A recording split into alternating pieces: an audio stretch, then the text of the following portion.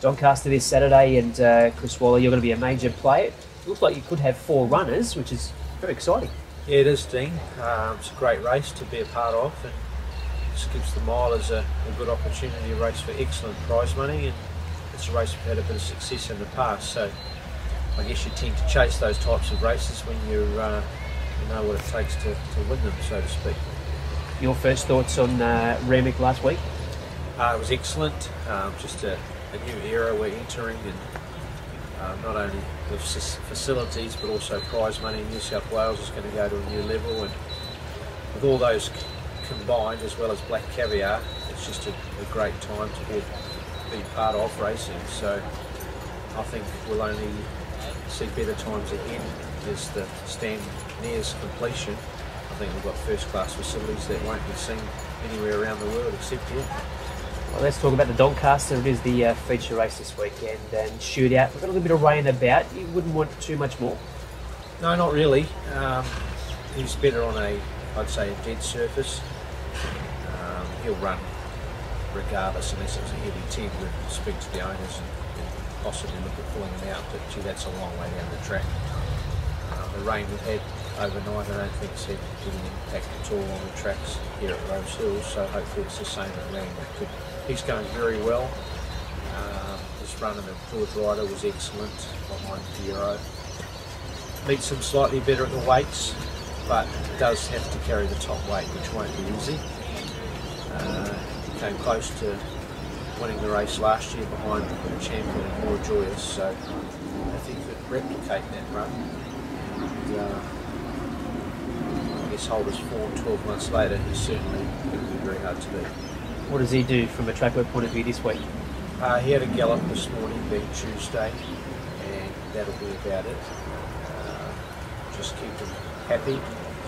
Does a bit of dressage work to keep him nice and loose, and he seems to enjoy that, so he'll probably do a bit of that. He's actually going to go to the beach on Wednesday, so he'll go to the races Saturday as a happy horse. Do we say the same about Dan Lee, who lines up in Doncaster? Yeah, he had a gallop this morning, worked particularly well. He'll love a bit of rain. Same, not heavy track though, he won't like a wet surface on the day, but dead to slows his perfect range. Galloped well this morning, beach tomorrow, and just a quiet week. Speaking of happy horses, and a very consistent one, Red Tracer, she's racing career best form, and I suppose you look at the pros and cons. Some horses don't handle the track conditions, but she certainly will. Yeah, she does. She's very competitive on all tracks we've found, and I'd say in the autumn it's probably the right time for her, because you don't get those rock hard tracks that you may get in the spring or summer. So her advantage is she handles it where others don't. But yet on a good track she's still pretty competitive, as she's shown in the last couple of runs. She's not really a miler, but she's thrown into the race at 52.5 kilos, which is a stark contrast to the Cornwall, where she had 57.5 from memory and went down by a narrow margin. The beauty of a handicap in a Group 1 like the Doncaster, it gives horses like her a chance to get that Group 1 race next to Minot. Just like the boys, is her major gallop this morning head towards Saturday? Yeah, she had a solid workout this morning. She'll do a little bit on Thursday morning as well. We need to keep the work up to her. She's only a small filly, but does pretty well in between runs. In Sacred Falls, down the weights, he placed in the Rose Hill Guineas, a little freshen up and back to the mile. Yeah, back to the mile, same. But again, dropping in weights is going to suit him like Red Tracer.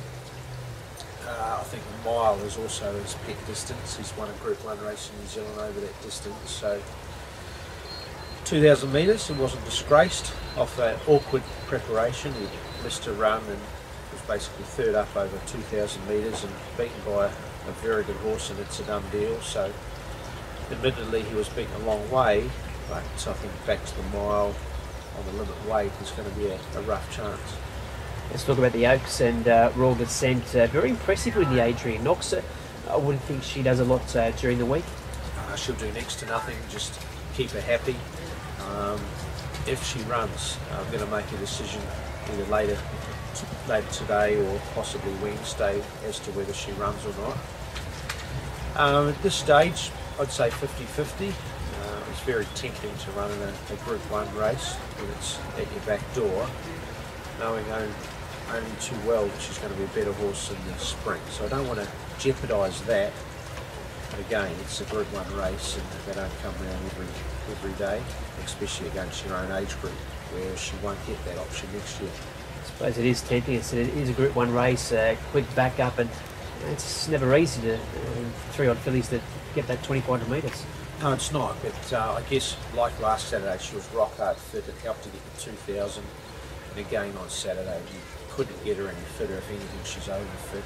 And that's my only concern, whether she's gone over the top and whether we're going to harm her by running there. A couple of fit horses line up in the JRA plate. Let's go through them, most of them coming through the Selwood.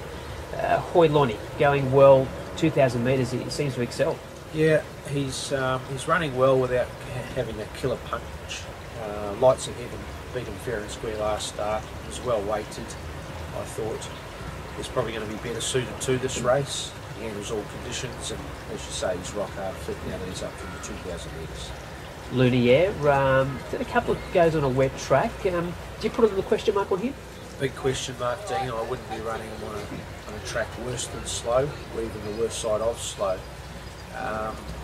He just doesn't have that turn of foot that he has on a good track, so I'd say it'd need to be in the dead range for him to run, but if he does run, he'll certainly run well. As I say, forget his runs on wet tracks. If he gets the surface to suit, he's a very handy horse. Collini, I think, showed in the BMW he was back in good form. And is there a Sydney Cup in mind with him? Yeah, definitely. That's the only reason for him running on Saturday, just to give him a pipe opener 7 days before the Sydney Cup. If we went 3 weeks, and we would possibly have a horse too fresh, and that extra run will just get those fitness levels up, or at least maintain them. So he'll run a nice race. He'll have a big weight to carry, but will be competitive all the same, regardless of the distance.